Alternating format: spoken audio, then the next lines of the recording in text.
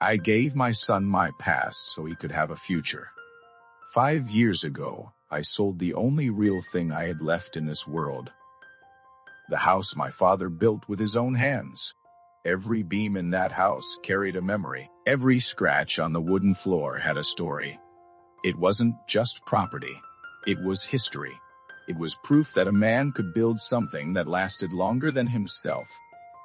I sold it without hesitation because my son, David, had an idea. He said it would change everything. A tech platform. A system. A vision that sounded too big for the small apartment we were sitting in when he explained it. His eyes were bright. His voice was fast. He spoke like a man who already lived in the future. And I believed him. I didn't ask for interest. I didn't ask for contracts. I didn't ask for a title, or shares, or a seat at a table I knew nothing about. I didn't need to. I was his father. I gave him everything from that sale. Every dollar. Every memory converted into capital. In return, I asked for one simple thing. Just let me stay in the guest house when you make it, I told him. He laughed, said, "Of course, Dad. You will always have a place with me." That's the thing about promises. They sound strongest when they cost nothing. For the first year, I moved into a small one-bedroom apartment. Cheap walls, thin floors, the kind of place where you can hear your neighbors arguing through the ceiling. I didn't mind. I told myself it was temporary. I told myself this was the price of building something bigger. David worked day and night. I watched him grow into something sharper, more confident, more distant.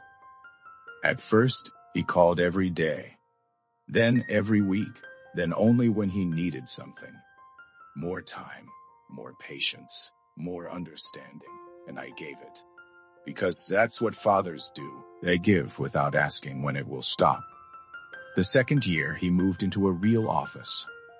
Glass walls, clean lines, the kind of place where everything looks expensive even when it isn't. He sent me pictures. I showed them to everyone. I told people, "That's my son's company." I was proud. I thought I was part of it. But pride has a way of blinding you. By the third year, the cars came. Not just cars. Symbols. Machines that he sent fewer pictures. Spoke less about the work. More about meetings, investors, strategy. Words that build distance. Then came Vanessa. She didn't arrive loudly. People like her never do. She entered quietly, like she already belonged. Smooth voice. Perfect posture. The kind of person who measures a room before speaking in it. The first time I met her, she smiled at me the way people smile at something they don't intend to keep. Polite, distant, temporary. She looked at my flannel shirt like it didn't belong in the same era as her. And maybe it didn't. Because from that moment on, something changed. David stopped calling Dad. I became, "We'll talk later." Vanessa talked about positioning. Words that don't sound dangerous until you realize what they replace. Family. History. Gratitude. She told David that success wasn't just about money. It was about perception. And perception, she said, required clean edges, no complications. No reminders of where you came from. No retired blue-collar father sitting in the backyard guest house. I didn't hear her say it directly. I didn't need to. I saw it in the way David stopped inviting me over, in the way conversations became shorter, in the way he started speaking to me like I was something that needed to be managed, not loved. That's when I realized something. I wasn't a partner in his success. I was a problem waiting to be solved. There's a word for this. Parental objectification. When a child stops seeing their parent as a person and starts seeing them as a function, a tool, a stepping stone, something that was useful once, but no longer fits the image they're trying to build. And when something no longer fits, it gets removed. David didn't argue with me. He didn't fight. He scheduled a conversation. That's how I knew it wasn't emotional.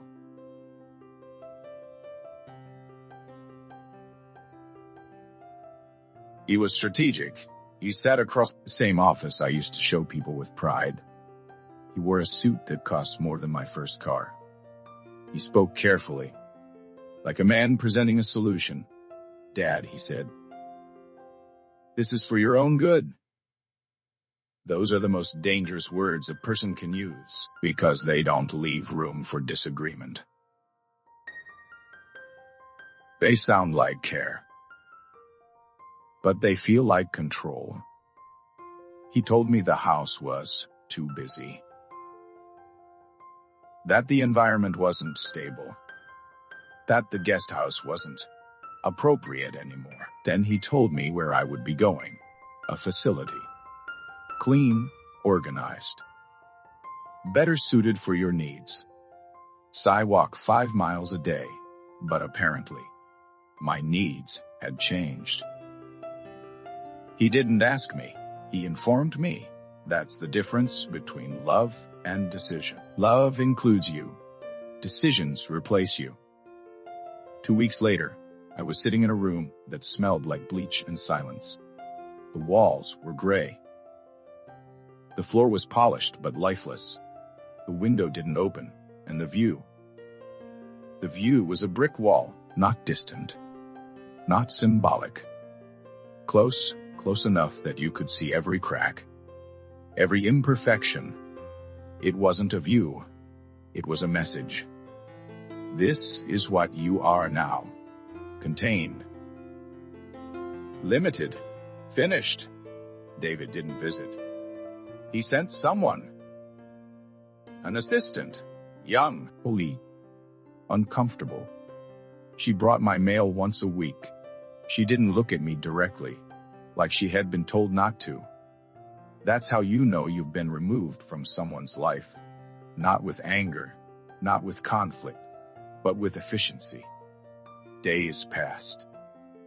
But with efficiency, days passed. Quiet ones. The kind where time stretches longer than it should. I walked the halls, listened to other people talk about lives they used to have. Stories that ended without warning. And then one day I opened a folder. An old one, something I had brought without thinking. Inside was paperwork. Legal documents from the beginning. From before the office, before the cars, before Vanessa. Back when everything was still an idea. I read it once. Then again. Then a third time. And that's when I understood something David never did. When he started the company, he didn't have the credit. He didn't have the age. He didn't have the stability investors needed. So the lawyers made a simple decision. They registered the intellectual property, the core system, the code, the thing that made everything work, not to the company, but to the person who funded it, the person who made it possible. Me, David, owned the company, but I owned what made the company valuable. He had built a house, but I still held the foundation. This is what arrogance does. It makes you forget to check what's holding you up. David believed his success erased his past. He believed growth meant independence. He believed the man who gave him everything had nothing left to take. That's the blindness of arrogance. It convinces you that the story started with you. So I didn't call him.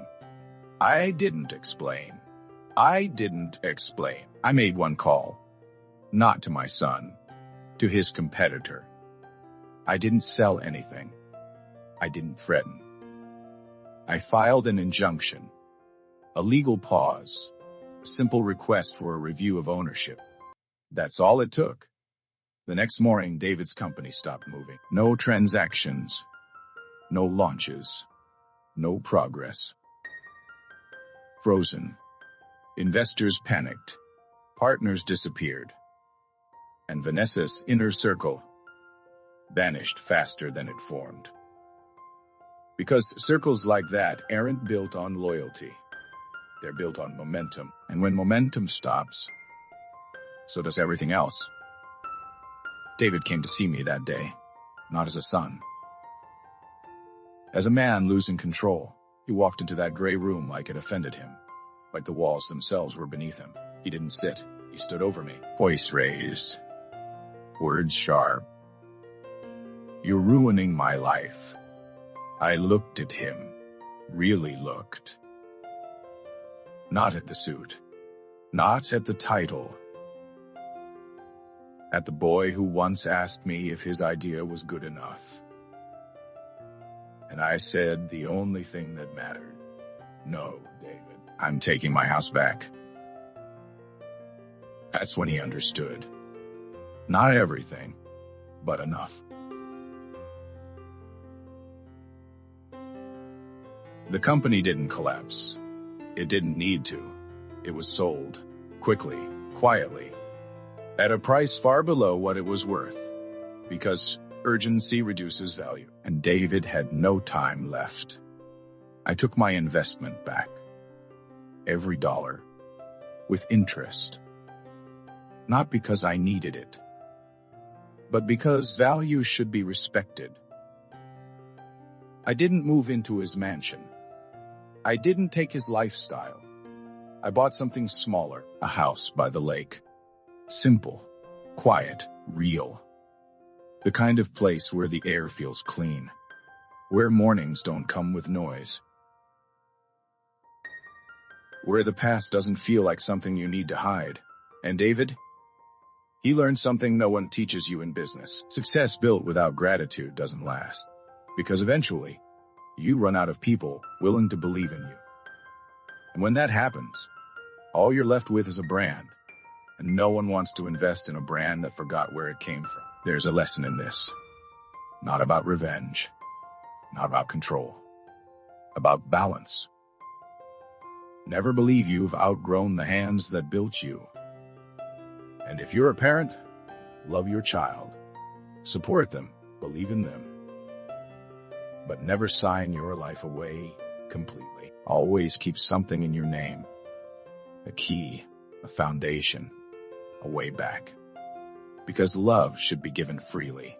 But dignity must be protected.